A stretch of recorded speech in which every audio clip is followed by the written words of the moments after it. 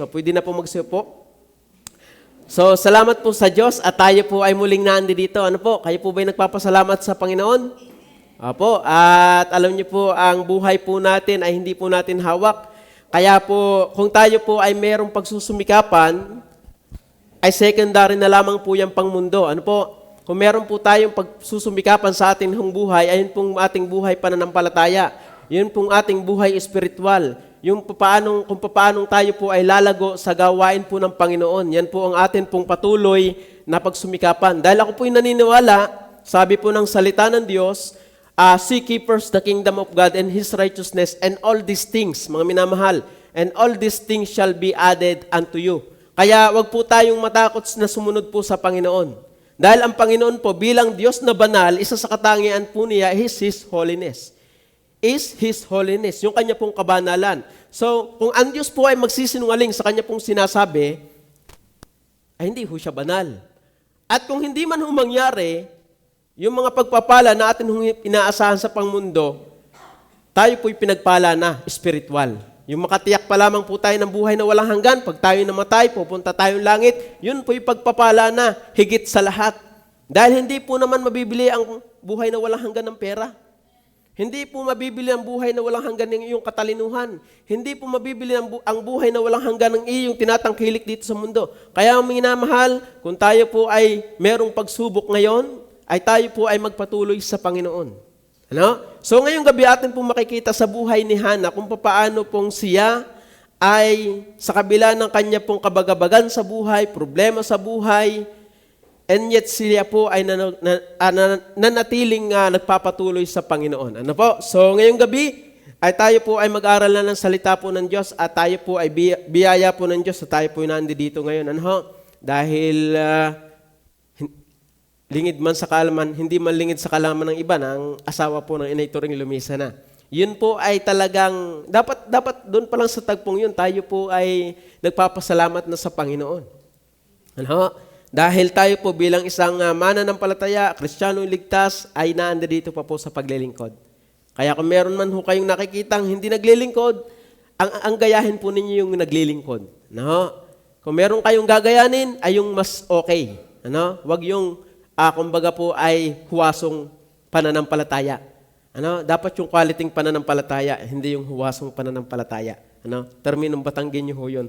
So ngayon ay tayo po ay mag-aral na ng Bible at salamat po sa Panginoon na meron tayong Biblia. No? Sabi ko nga po sa aking mga binabible study at tinuturuan sa bahay-bahay sa mga outreaches, alam niyo po kung hindi po ang Biblia ang aking dadalhin po dito, hindi na po ako pupunta. Dahil napakahirap pong pumunta dito sa inyo. Ano? Sa nakaranas maghati doon po sa papuntang Tulos, yun po yung akin pong may outreach po tayo doon. Biyaya po ng Panginoon na sila po yung naka-attend. Ano ho? At sabi ko nga kung ako po ay hindi po Bible ang aking daladala, hindi po tunay na kaligtasan ang aking daladala, ay sino hong mag-charge ang pupunta rito? Ano? Si Andrew kanina nag-post doon sa GC, napakagabok. So sino mag-charge ang pumaron upang mangaral ng salita ng Diyos? Pero salamat, hindi naman sarili namin ang aming daladala, kundi ang salita po ng Diyos. Ano? Kaya ngayong gabi tayo po mag-aaral ng Bible at salamat po yung may Biblia. Ano po? So sa ating buhay, may mga panahong puno ng matitinding pagsubok o problema. Ano? Yan po yung realidad bilang tayo isang buhay. Ano? Bilang tayo po'y buhay, realidad or kasama na po sa buhay yung mga problemang dumarating. Ano po? Yung mga problemang dumarating, pangangailangan, ano? At mga panalangin na hindi sinasagot. Ano? At salamat sa Panginoon na parang, sabi nga, ang problema ay hindi panghabang buhay. Yan po ay pansamantala lamang. Ano? So, pag ikay namatay na, hindi tapos na ang problema. Pero, ang realidad ng buhay, darating ang problema, at yan huy mawawala din. Ano? So, ating pong aralin yung buhay ni Hana. Ang sabi po ng 1 Samuel chapter 1, verse 6 and 7, ang sabi po dito ng Bible, ito po yung problema ni Hana. Ano po? Alam naman po ninyo yung kwento. Na sabi po ng verse 1, at muna pong basahin upang ating maunawaan yung flow ng kwento, may isang lalaki na taga Ramatim, Supim, sa lupain ng maburol ng Ephraim at ang pangalan niya ay Elkana, na anak ni Jeroham, na anak ni Eliu, na anak ni Tuhu, na anak ni Sub, na Ephraimita, at siya may 2 asawa. Ano? Ang isang asawa ay si Ana at ang isa ay si Penina. Kagaganda ng pangalan, ano? Kaya pag kayo nagpangalan, yan ang inyong hanaping pangalan. Ano kayang ibig sabihin yan? At sabi dito, at si Penina ay may mga anak, ngunit si Ana ay walang anak. So alam naman po natin yan. Sabi po ng verse 3, at ang lalaking ito ay umaahon taon-taon mula sa kaniyang bayan upang sumamba at maghain sa Panginoon ng mga hukbo sa Selo. At ang 2 anak ni Eli na si Upni at si Pinis na mga saserdote sa Panginoon ay nangando doon. At pagka dumarating ang araw na si Elkana ay naghahain, ay kanyang binibigyan ng mga bahagi si Penina na kanyang asawa at ang lahat ng kanyang mga anak na lalaki at babae. Ngunit si Ana ay binibigyan niya ng iba yung bahagi. Ibig sabihin, si Ana ay nakalulugod talaga kay Elkana. Ano? At siguro itong paborito niyang asawa. Ano? Kaso nga laang, may problema. Ano ang sabi? Hindi pa ho bawal mag-asawa, siguro marami nun. Ano? Ano? Ayun, ang sabi po dito ng Bible sa verse 4, at pagka verse 5, ngunit si Ana ay binibigyan niya ng iba yung bahagi sapagkat minamahal niya si Ana.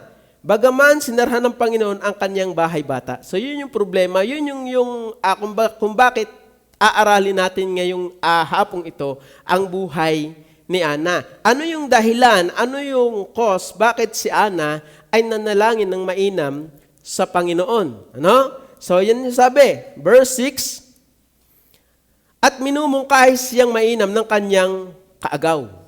Ano? Talaga namang problema nga ito. Dahil si Ana ay baog, walang anak, hindi nagkakaanak, ngunit yung isa niyang karibal ay marami. Ano? Ay kahit naman ngayon ang hirap. Ano? Na ikaw ay may asawa at hindi nagkakaanak, ay parang hahanap ka ng iba. Parang yun ang nangyayari. Pero sabi po dito, kinumport naman siya ni Elkana. Na sabi po dito, verse 7, akan muna akong babasahin.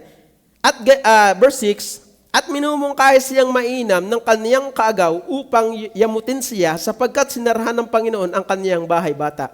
Sabi, kayo na may baog, wala kang anak, hindi ka kasali dito. Parang gano'n. Hindi ko alam kung anong usapan nila. Pero minumungkahin. Sabi, minumungkahi siyang mainam.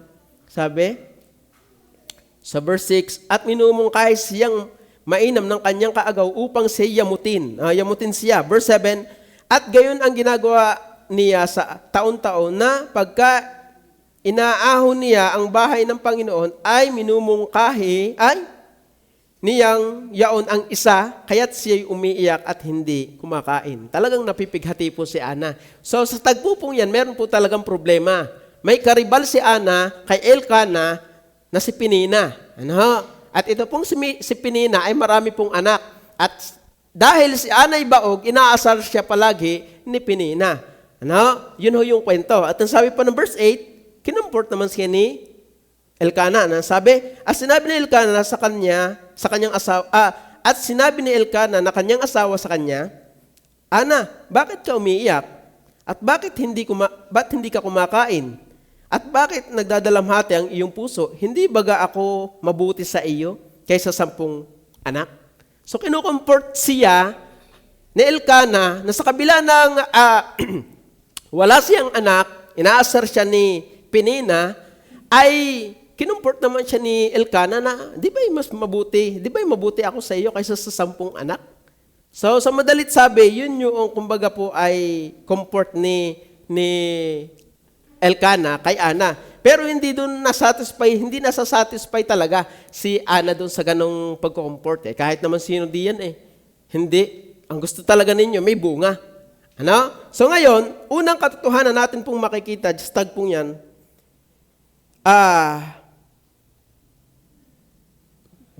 unang puntos po natin, hair sorrow. Ano? Yung kanyang kalungkutan.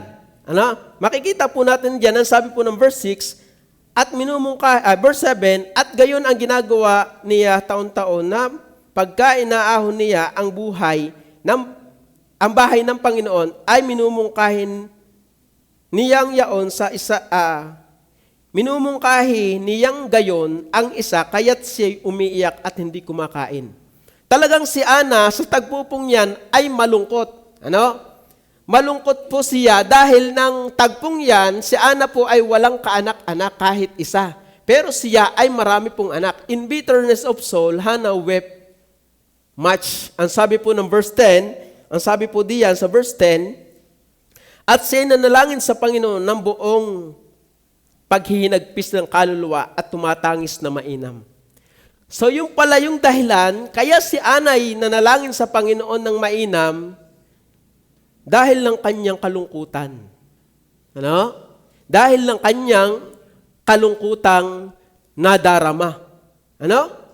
Alam niyo po, sabi nga, in bitterness of souls, Hannah wept much. Alam niyo po ba mga minamahal, dapat maranasan po natin yung nararamdaman ni Ana na kapag tayo po ay merong matinding kalungkutan, actually po dapat hindi lamang sa tagpong yan tayo nananalangin. Ano? Masaya man o hindi, masaya man o malungkot, dapat tayo po ay patuloy na nananalangin sa Panginoon. Ano? Hindi lamang sa tagpo pong yan. Bagaman ang talagang katotohanan na kaya po si Ana ay lalong lumapit sa Panginoon dahil lang siya po ay merong sorrowful heart. Ano po? At yun naman ang realidad. Pag tayo'y malungkot, humahanap tayo ng humahanap tayo ng kalinga, di ba? At alam niyo po ba, kung tayo po'y mayroong problema na nararanasan sa atin pong buhay, dapat po tayo, bago tayo po lumapit sa tao, dapat muna po tayong lumapit sa Panginoon. Opo. Dahil sino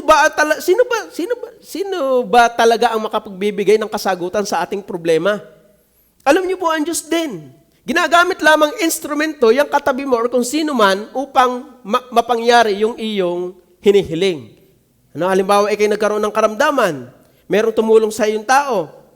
Pero, ginamit lamang yung kasangkapan ng Diyos para ikaw ay, alam nga, namang lumapit mismo ang Diyos, presensya niya sa iyo at ito ang 100,000 magpa-opera ka. Ganyan mo ang Panginoon. Hindi po. Gumagamit ang Panginoon ng instrumento para tayo po, para ikaw o ako ay mapagpala.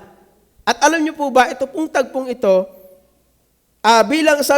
bilang si Ana po ay nanangis ng mainam sa Panginoon, sabi po dito ng talata sa verse 10, at nanalangin sa Panginoon ng buong paghihinagpis ng kaluluwa at tumatangis na mainam.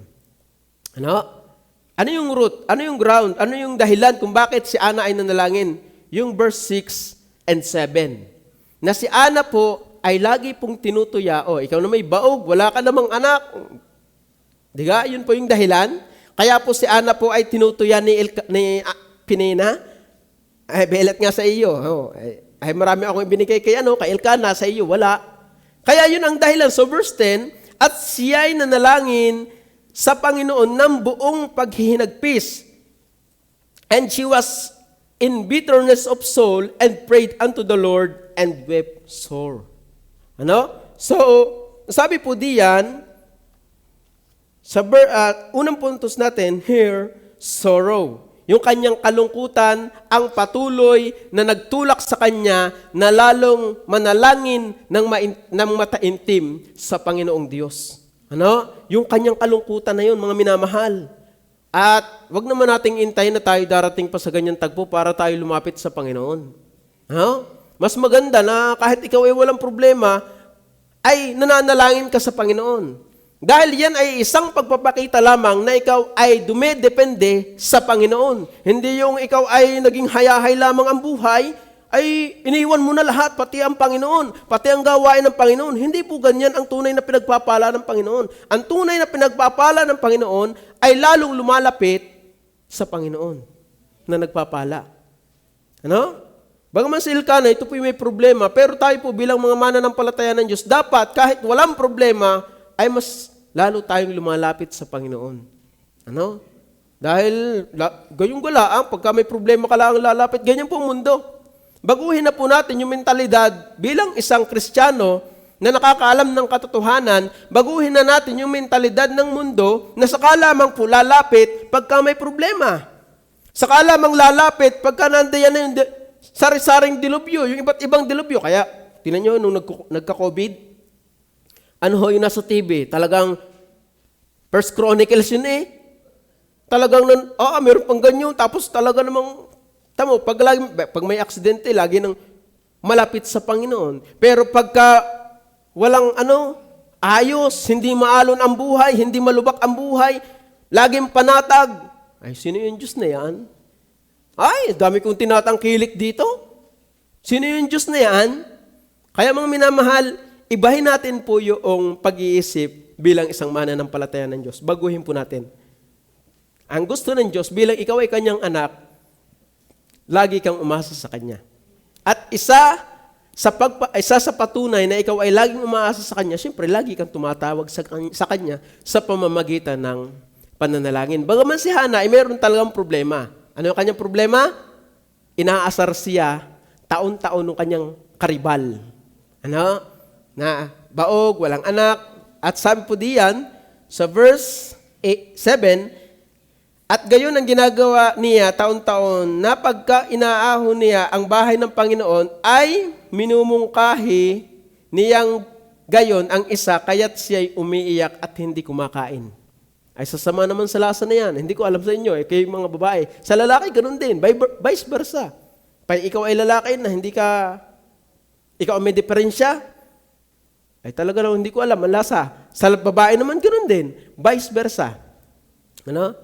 Kaya mga minamahal, ang dahilan kung bakit si Ana ay patuloy na lumapit sa Panginoon at nanalangin sa Panginoon ng buong ningas ay dahil ng kanyang sorrow o kanyang kalungkutan.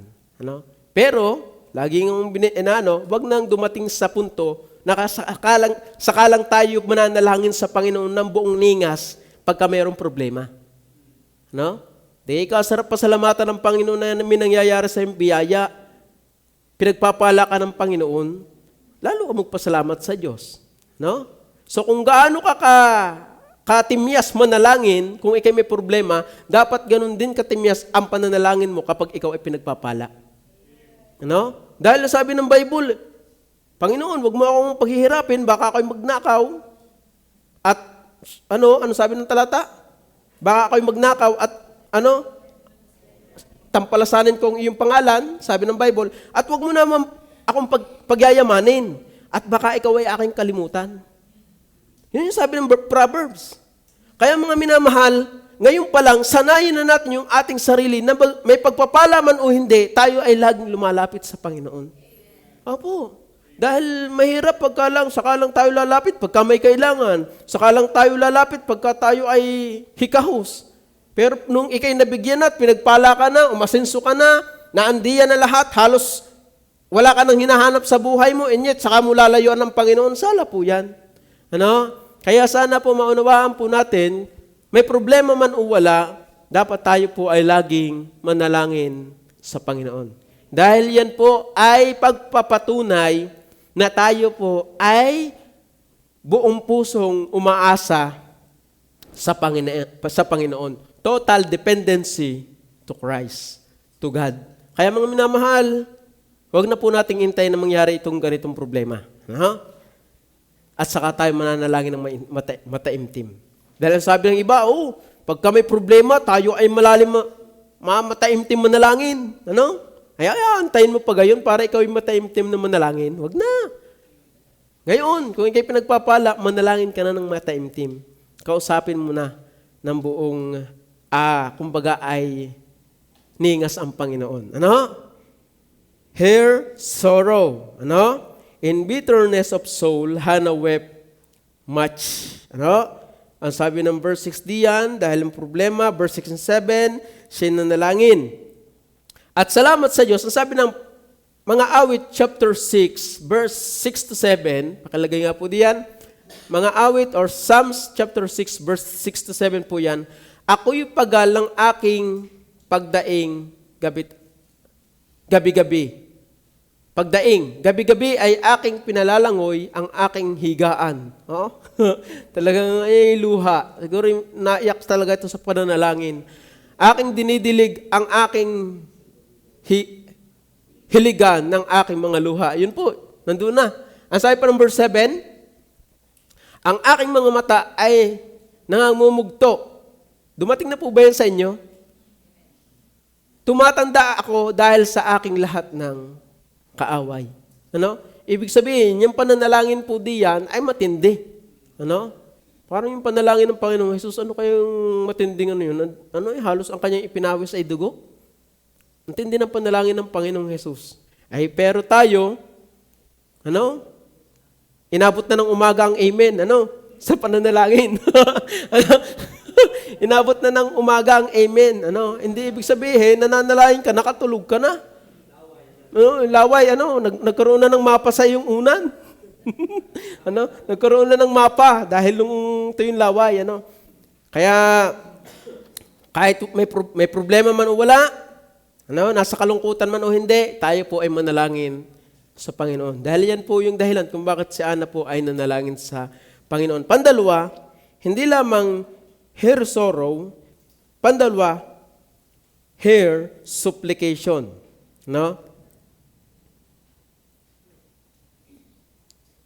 Yung kanya pong pagdaing sa Panginoon, sabi po na diyan, supplication is the act of asking for something. Supplication is the act of asking for something such a help or a favor in a humble, earnest, or prayerful manner. Tingnan yan. Makikita po natin diyan yung her supplication and prayed. Sabi po diyan ng verse 10, makikita po natin, and she was bitterness of soul and prayed. Sabi po diyan, unto the Lord. Ang sabi po diyan, her supplication and prayed to the Lord. Ang sabi po diyan, and she was in bitterness of soul and prayed unto the Lord and wept sore. Napakatindi po talaga ng kumbaga po ay panalangin ni Hannah diyan. Dahil meron po siyang hinihingi sa Panginoon. Ano yung kanyang hinihingi? Sa verse 11, nandiyan po yan. Pakipos nga po ng verse 11. Verse 11, and she bowed above and said, O Lord of hosts, if thou wilt indeed look on the affliction of thine handmaid, and remember me, and not forget thine handmaid, but wilt give unto thine handmaid a man child. Yun po yung dahilan. Kaya po siya ay nanalangin sa Panginoon ng buong ningas, siya ay may hinihingi sa Panginoon na gusto mangyari sana sa kanya. At biyaya naman po, makikita natin yan, kung babasahin natin ang kwento, nangyari naman nga. Alam niyo po, sa pananalangin, tayo po ay dapat makita po natin yung ating kung sino po tayo sa harapan ng Diyos. Dahil ang Diyos po talaga ay tumutugon sa panalangin. Kaso, ano yung iyong motibo? Mamaya, makikita po natin diyan Maganda yung motibo. Hindi lamang siya, kundi meron din siyang pangako sa Panginoon. Her supplication. The act of asking for something such a help or a favor. Panginoon, sana po, Panginoon, lumalapit po ako sa inyo na may pagpapakumbabang loob. Kaawaan niyo po ako, sabi po ng verse 11, at siya'y nanata ng isang panata at nagsabi, O Panginoon ng mga hukbo, kung tunay na iyong lilingunin ang pagkapighati ng iyong lingkod. Tingnan niyo po, hindi niya, kita niya sa kanyang sarili na siya po'y wala, siya po'y aba, siya po ay dusta, siya po ay, kumbaga po'y miserable ang kanyang buhay. Kaya mga minamahal, dapat makita po natin, bilang sa ating sarili, makita din po natin kung sino tayo sa harapan ng Diyos. Dahil sabi po niya, siya po'y dusta. Kaya nagkaroon siya ng affliction, ng daing sa Panginoon. Siya po'y dusta sa harapan ng kanyang karibal. At the same time, ang tingin niya sa kanyang sarili sa harapan ng Diyos, yung iyong lingkod. At siya'y nanata ng isang panata at nagsabi, O Panginoon ng mga hukbo, kung tunay na iyong lilingunin ang pagkapighati ng iyong lingkod at aalalahanin mo at hindi mo kalilimutan ang iyong lingkod, kundi iyong pagkakalooban ang iyong lingkod ng anak na lalaki ay akin niyang ibibigay sa Panginoon sa lahat ng kaarawan ng kanyang buhay at walang pang-ahit na daraan sa kanyang ulo. Ibig sabihin, si Samuel pala ay Nazarene. Nazarite. Yan po yung sabi dyan. Nazareno. Kaya, mga minamahal, her supplication, makikita po natin diyan sa verse 10. Ang sabi po diyan, and she was in bitterness of soul and prayed unto the Lord and wept sore. Dahil hindi naman, sabi nga, and wept sore. Dahil sabi nga, kung ikaw ay puno ng pangangailangan, hindi ka lalapit sa Panginoon. Kamusta po ang ating buhay pananalangin sa Diyos? Ang tanong, kamusta po yung ating buhay pananalangin sa Diyos? Tayo po ba ay tunay na nananalangin sa Panginoon? O makita na lang, masabi na lang na tayo nananalangin sa Panginoon? Kaya minsan, ang ating panalangin sa Panginoon ay parang walang dating sa Kanya dahil yung atin namang pananalangin ay atin na rin namang binabasta. Alam niyo yun? Apo, ganun po talaga. Kahit naman sino, kahit kayo, bilang tayo isang tao, pag kayo'y ginawaan ng para basta na, ano inyong mararamdaman? Di ba? Ang realidad, bilang tao tayo, at tayo ginawa ng para basta na, ay tayo po yung magagalit. Alam niyo po, pag tayo nananalangin sa Panginoon na para basta na, ay mahirap yan dinggin ng Panginoon. Kaya pag tayo mananalangin sa Panginoon, yung para bagang lagi tayong nangangailangan sa Panginoon, yun yung pinakamagandang kumbaga po ay espiritu. Na parang pag tayo mananalangin sa Panginoon, parang lagi tayong nangangailangan sa Panginoon. Parang lagi tayong may kailangan sa ating buhay. At tunay naman, na lagi tayong may kailangan at yun ay ang Diyos. Na makapangyarihan sa lahat, yun yung ating tunay na kailangan. Kaya lalapit sa Panginoon, hindi dahil talaga ng iyong pangangailangan, kundi yung Diyos na iyong sinasamba. Secondary na lang yung pangangailangan mo. At nawa ay maging malinaw po sa atin, parang si Hannah, kaya siya nanalangin sa Panginoon, may problema talaga siya. Pero kaya siya nanalangin sa Panginoon dahil kilala niya yung Panginoon na kanyang pananalanginan. Kilala niya. Ay tayo ba, kilala po ba natin ang Panginoon na ating pinananalanginan? O masabi na lang nananalangin ako, o masabi na lang nananalangin ako sa Panginoon, pero hindi mo talaga kilala yung Panginoon na iyong pinananalanginan. Hindi ka tunay na nagtitiwala na ang Panginoon ka ngayon nasagot ng panalangin. Ang Panginoon ka nga ay tutugon sa aking mga hinihiling sa Kanya. Dahil kung ganyan ang isip mo, pananalangin mo, hindi mo pa talaga kilala ang Diyos na iyong pinananalanginan. Tingnan niyo po ang bata. Hindi siya umaasa, hindi siya nangangamba na ang aking ama ay meron kang ibibigay sa akin, may papagpapasok ka sa akin. Nagtanong na ba Kuya Henry sa Amber ng gano'n sa inyo? Wala. Dahil asang-asa, buong tiwala ang bata sa kanyang ama na ipoprovide ng kanyang ama at ina yung pangangailangan niya. Dapat tayo ganun din po sa harapan ng Diyos. Dapat tayo po'y ganun sa harapan ng Diyos. Dapat tayo umaasa talaga na walang pagdududa sa ating hinihingi sa Panginoon. Kaya sabi dito sabi po diyan, at siya'y nanata ng isang panata sa Panginoon. Ito pa po yung matindi. Ito pa po yung masarap na atin pong, mamaya, masasabi ko na po yung sunod na puntos natin. So kaya mga minamahal, maunawaan natin kung sino yung ating pinananalanginan. Kung sino yung ating kinakausap sa pananalangin. Tayo'y anak ng Diyos, sabi nga ng John 1:12, datapwat ang lahat ng sa kanya nagsitanggap ay pinagkalooban, niya sila ng karapatang maging mga anak ng Diyos. Salamat sa Diyos na tayo naging kanyang anak, binigyan ng pribilehiyo na tayo po ay adopted son of God because of our Lord Jesus Christ, na tayo po sa harapan mismo ng Diyos, sa trono ng kanyang biyaya ay nakakatawag. Ano?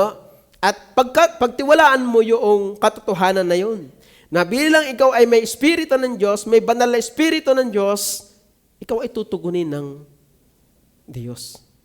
Kaso minsan, una pa tayong nagdududa eh. Minsan, pinapangunahan pa natin yung kalooban ng Panginoon eh. Tumiwala ka sa Panginoon. Sabi nga, trust in the Lord with all thine heart. Sabi ng talata, and lean not unto thy own understanding. And all thy ways acknowledge Him, and He or she direct thy path. He, shall direct thy path. Kaya maganda na tayo talaga'y buong pusong nagtitiwala sa Panginoon. Kaya chill lang. Alam niyo po, napakasarap pagtiwalaan ng Panginoon. At ako bilang mananampalataya ng Panginoon, maraming beses na nasusubukan ko talaga ang Panginoon. Kaya ako po sa biyaya ng Panginoon ay kumbaga po ay nabubuhay sa katotohanan ng salita ng Diyos. Dahil yun yung sabi niya eh. Kaya mga minamahal, kung gusto niyo po talagang pagpalain ng Panginoon, sabi, bagaman hindi yun prosperity gospel, yun talaga yung realidad. May proseso po ang Panginoon kung paano niya tayo pagpapalain. Mga minamahal, meron pong proseso ang Panginoon na tayo po pagpapalain. Hindi naman po tayo prosperity gospel.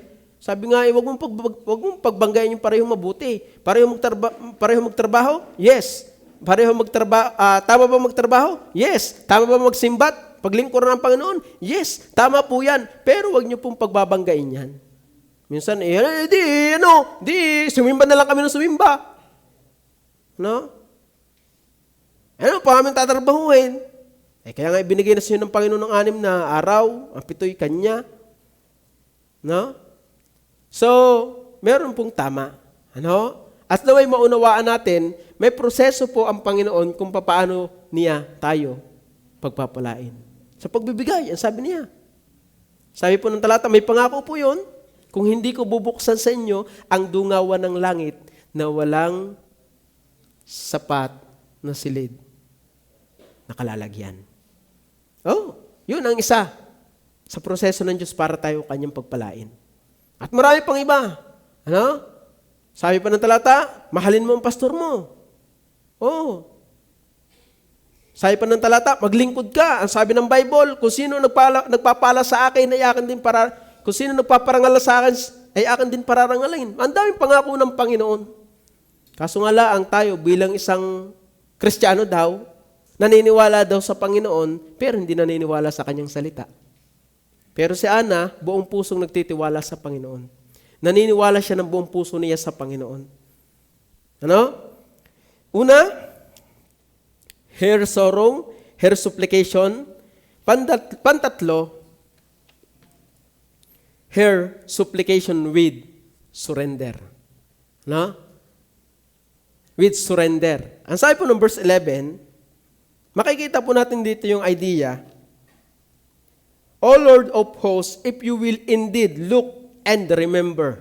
Yun po ay pagpapakita na lamang or pagpapakita na siya po ay merong sukong buhay sa Panginoon. Ang sabi po ng verse 11, and she bowed above and said, O Lord of hosts, if thou wilt indeed look on affliction of thine handmaid, and remember me, and forget not thine handmaid, but wilt give unto thine handmaid a man child, then I will give him unto the Lord all the days of his life, and there shall no razor come upon his head. Alam niyo mga minamahal, makikita din natin diyan yung kanyang surrendered, her supplication with surrendered life to God. Ang sabi po ng verse 10 to 11. Nabasa na po natin yan. Ano? And remember, the appeal of God's power and mercy, not her own merit. Ano? Pag sinabi po kasing merit, ang ibig sabihin po kasi ng merit, parang nakikita mo sa iyong sarili, Panginoon, ba't di mo ako pagpalain? Minsan kasi tayo ganyan eh. Ang tingin natin sa Panginoon, parang karapat-dapat tayong pagpalain. No? Ang tingin natin sa Panginoon, Panginoon, pag ako hindi mo pinagpala, hindi na ako attend ng church na yan, bahala na yan. Panginoon, pag hindi mo ako pinagpala, hindi ako magbibigay. Panginoon, pag hindi ako sinagot na nililigawan, ay hindi ako maglilingkod, ay bahala ka sa buhay mo. Ano? Alam niyo po, makita natin sa ating sarili, kung sino tayo sa harapan ng Diyos. Sino ba tayo sa harapan ng Diyos? Salamat nga po tayo kinahabagan ng Diyos. Ang sabi po ng Bible, ang Diyos ay galit sa atin. Ang sabi po ng Bible, Romans chapter 1 verse 18, sapagkat ang poot ng Diyos ay nahahayag mula sa langit laban sa lahat ng kasamaan at kalikuan ng mga tao na sinasawata ang katotohanan ng kalikuan. Ay saan ka tayo galing dati? Meron ba talaga sa ating banal? Meron ba talaga sa ating walang kasalanan na nabubuhay? Wala. Lahat po tayo makasalanan sa harapan ng Diyos. Ang sabi pa ng Romans chapter 2 verse 5, datapot sa iyong katigasan at iyong pusong hindi nagsisisi. Yan po tayo dati. Pero salamat sa Diyos, tayo binigyan niya ng kahabagan. Ang sabi niya, sa kanyang awa, tayo po'y naligtas. Ano? Biyaya po yun. Sino tayo sa harapan ng Diyos? Alam niyo po, sabi ko nga, pag ikaw ay kita mo sa iyong sarili na ikaw ay dukha, yung laging sinasabi ni pastor, ikaw ay walang natapos, walang credential na maganda, at mag-a-apply ka sa isang trabaho, at ikay tinanggap, ay grabe ang iyong pagpapasalamat. Ano? Sino ba tayo sa harapan ng Diyos? Ano po? Si Hana po'y nanalangin sa Panginoon, kaya dininig ng Panginoon yung kanyang panalangin. Isa sa nakita ng Panginoon, ako'y naniniwala diyan, yung kanyang surrendered life or heart to God. Alam niyo po, ang Diyos naman hindi madamot sa pagpapala. Yan po yung katotohanan. Yung kanyang anak, binigay niya para sa atin, para mamatay. Yung kanyang bugtong na anak, ay ano pa yung mga pagpapalang material? Ang gusto lang makita ng Diyos sa atin, yung iyong sukong puso sa Kanya. At kung ikay pinagpapala na ikay malayo sa Panginoon, ay gulayin mong maigi yan. Dahil hindi naman lahat ng pagpapala ay nanggagaling sa Panginoon. Dahil ang Panginoong Jesus, inalok din ng pagpapalang material. Sino nag-alok?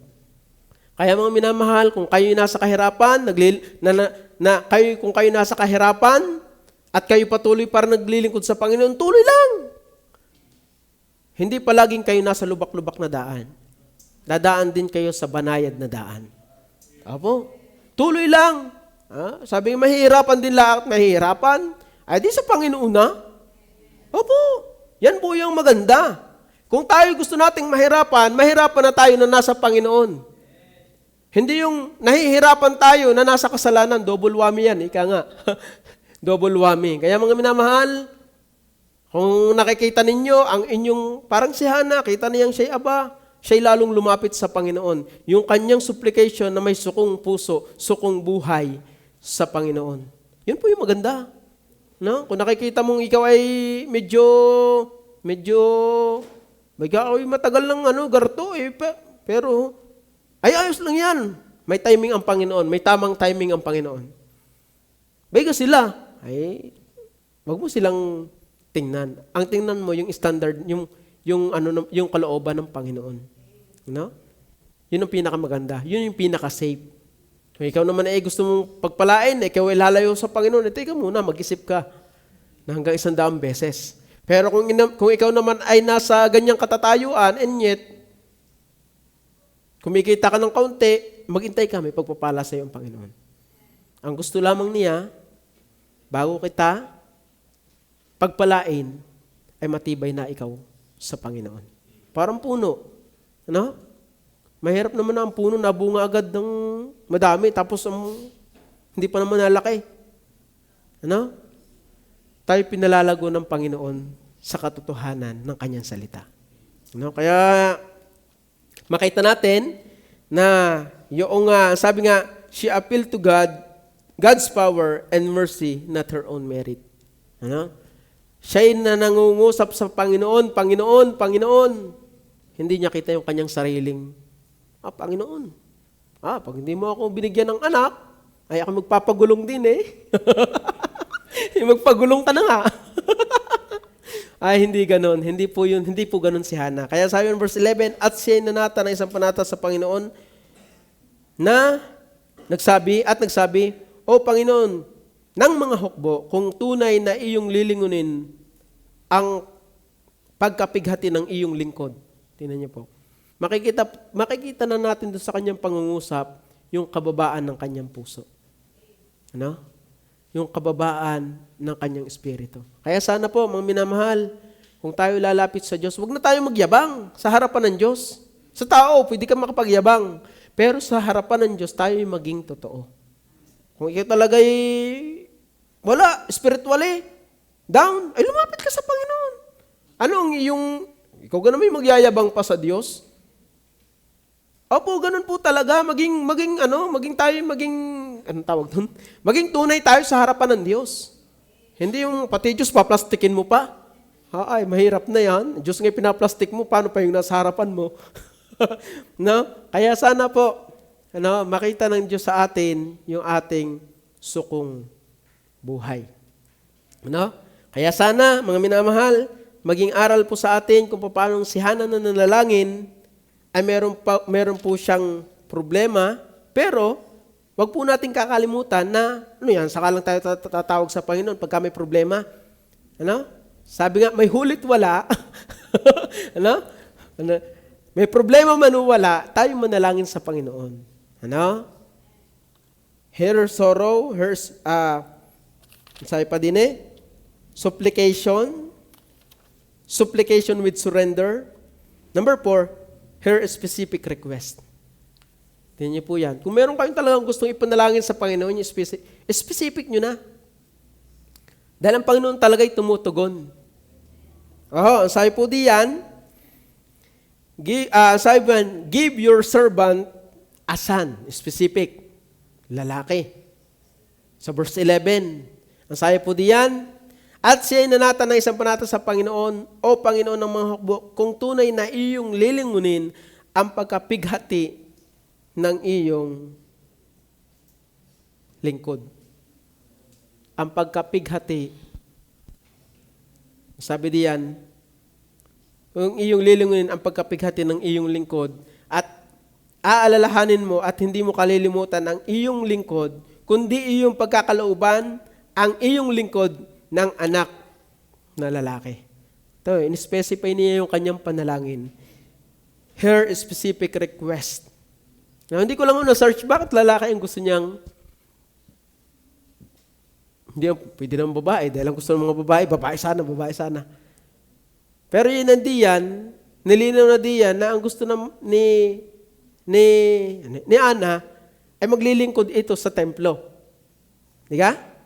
Ibibigay niya sa Panginoon. Yun na sabi. Siguro yun na yun ang ibig sabihin niya. Ang gusto niya, bigyan mo ako ng lalaki, anak na lalaki, at sabi diyan, kundi iyong pagkakalooban ng ang iyong lingkod ng anak na lalaki, ay akin niyang ibibigay sa Panginoon. Dahil, pwede ba maging saserdote ang babae? Hindi. Saserdota. Ibig sabihin, talagang ibibigay niya yun sa Panginoon. Kaya napakasarap isipin po, na tayo bilang mananampalataya, meron tayo yung general prayer request at specific prayer request. At kung ikaw ay mayroong pinapanalangin specific sa Panginoon, ilapit mo sa Kanya. At ang Panginoon ay tutugon.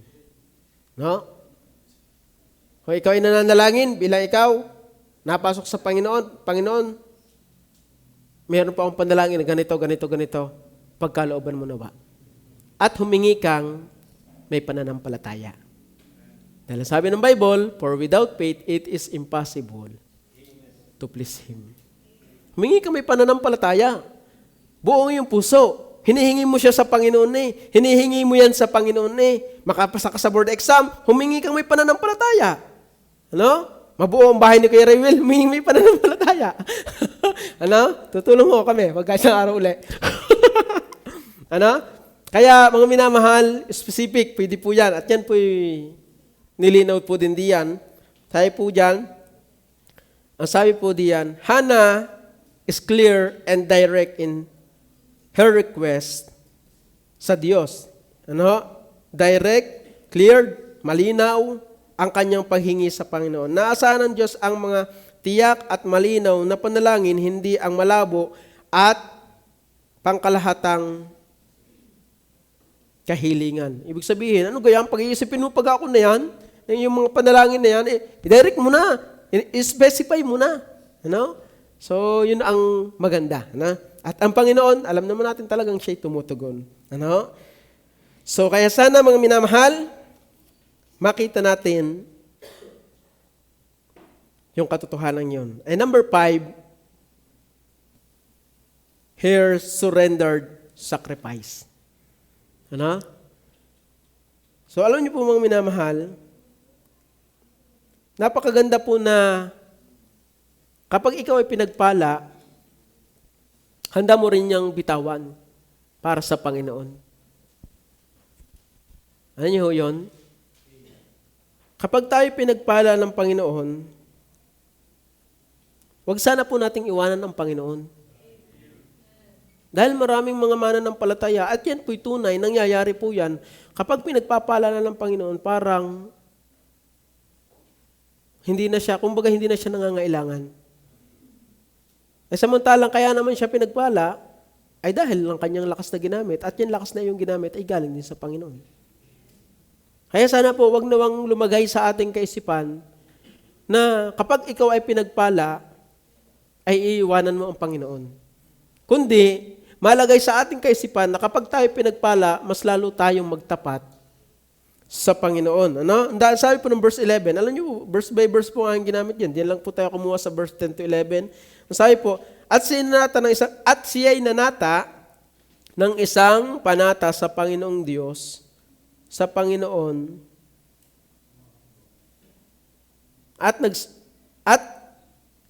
siya'y nanata ng isang panata at nagsabi, O Panginoon,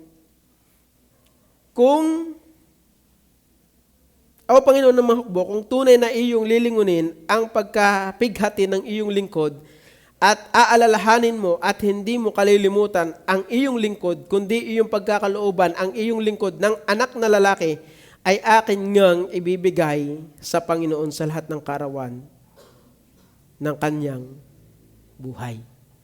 Paano natin masasabing surrendered sacrifice? Pagdating po sa verse 27 and 28, tinan niyo po yan. Dahil sa batang ito ako nanalangin